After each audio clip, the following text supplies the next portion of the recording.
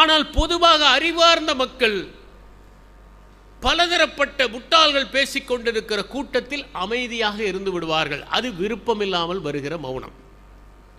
அடுத்தது கம்பீரமான ஒரு மௌனம். உதாரணமாக, சிலர் பேசுகிற போது பேசாமல் இருப்பது தான் நல்லது என பேசாமல் இருப்பது.